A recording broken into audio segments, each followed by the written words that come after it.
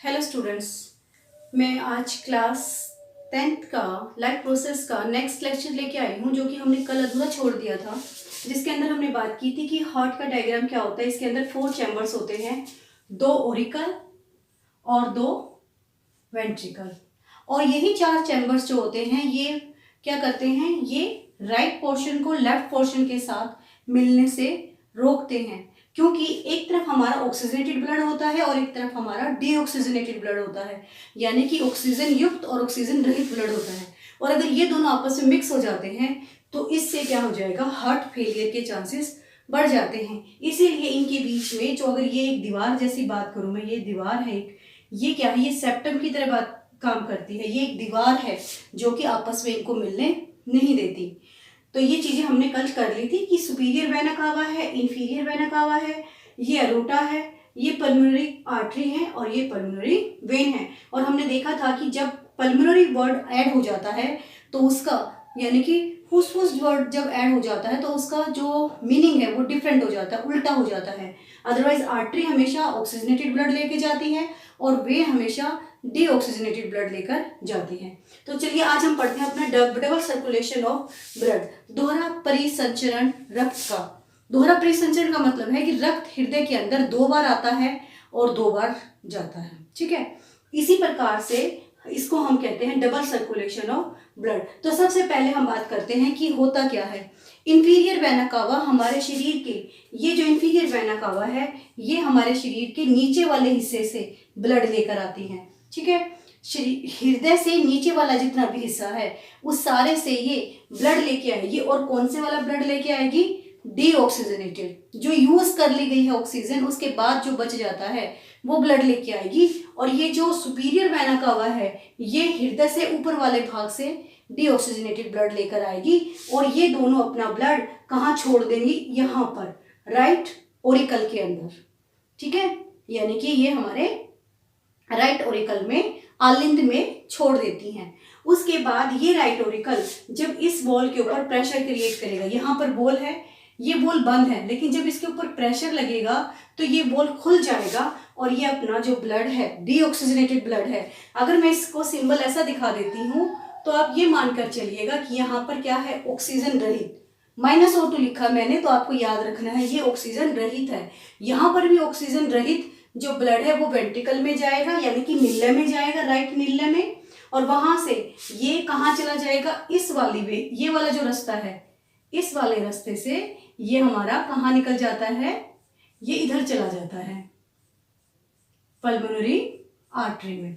Pulmonary artery में जाने के बाद ये लंग्स के पास जाएगा और लंग्स के पास जाकर ऑक्सीजन और कार्बन डाइऑक्साइड इनका एक्सचेंज हो जाता है। क्या हो जाता है, एक्सचेंज। एक्सचेंज कैसे होगा कि लंग्स के अंदर जो एल्वेलाई थे, कुपिकाएं थी, वहां पर गैसों का आदान प्रदान होता है। यानी कि क्योंकि यहाँ पर ऑक्सीजन कम है और लंग्स के पास ऑक्सीजन अधिक है तो ऑक्सीजन क्या हो जाएगी, यहाँ पर बढ़ जाएगी। और जब पल्मोनरी वेन आएगी तो उसके पास बहुत सारी ऑक्सीजन है। अब यहाँ पर आप बहुत सारे प्लस के साइन दिखा सकते हो कि पल्मोनरी वेन बहुत सारा ऑक्सीजन वाला ब्लड लेकर आ रही हैं। वो किसको देती हैं, अब ये वाली थी पल्मोनरी वेन, ये यहाँ पर ये ब्लड लेकर आई इसमें, यानी कि आपके लेफ्ट ऑरिकल में, यानी कि आपके बाय नीले में लेकर आए। इसका मतलब यहाँ पर आप O2 का साइन दिखाएंगे। फिर ये लेफ्ट वेंट्रिकल में गए, यहाँ पर भी आप +O2 का साइन दिखाएंगे। और ये फिर चली गई आपकी एरोटा में। ये जो 3 मैंने बड़े बड़े पोल्स बनाए हैं ये क्या है, एरोटा। और इसी एरोटा से ये पूरी बॉडी को ट्रांसफर करेंगी, कहाँ पर, हृदय के ऊपर वाले भाग में भी और हृदय के नीचे वाले भाग में भी। उसी के बीच में एक फिर से प्रोसेस होगी, क्या कि जब लंग्स के पास, ये जो होल बॉडी से जब ये मान लो स्टमक के पास गए, फिर ये किडनी के पास गए, फिर ये हमारे रिप्रोडक्टिव पार्ट्स के पास गए, फिर ये हमारे सेंस ऑर्गन्स के पास गए, हमारे ब्रेन के पास गए, वहां से क्या होगा, ऑक्सीजन को तो ये ले लेंगी और कार्बन डाइऑक्साइड को छोड़ देंगी, ठीक है। किसमें छोड़ देती हैं, ब्लड में। तो ऑक्सीजन को ये खर्च करती जा रही है और कार्बन डाइऑक्साइड को बढ़ाती जा रही है। इसी प्रकार से सबने क्या किया, सबने कार्बन डाइऑक्साइड को तो छोड़ दिया और जो ऑक्सीजन थी उसको अपने अंदर ले लिया। ठीक है। और फिर वो कहाँ कलेक्ट होगा, इंफीरियर वेना कावा और सुपीरियर वेना कावा में। इसीलिए जो ब्लड है वो कितनी बार हार्ट के पास आया, 2 बार। एक बार तो डीऑक्सीजनेटेड फॉर्म में और एक बार ऑक्सीजनेटेड फॉर्म में। क्लियर हुआ। इसीलिए इसको हम कहते हैं डबल सर्कुलेशन ऑफ ब्लड। आज हमारा एक नेक्स्ट टॉपिक है, बहुत छोटा सा टॉपिक है लेकिन कई बार एग्जाम में पूछ लिया जाता है कि ब्लड प्रेशर क्या होता है। आपको कल मैंने बताया था कि जो ब्लड वेसल्स होती हैं वो ब्लड वेसल्स 2 होती हैं, वेन और आर्टरी।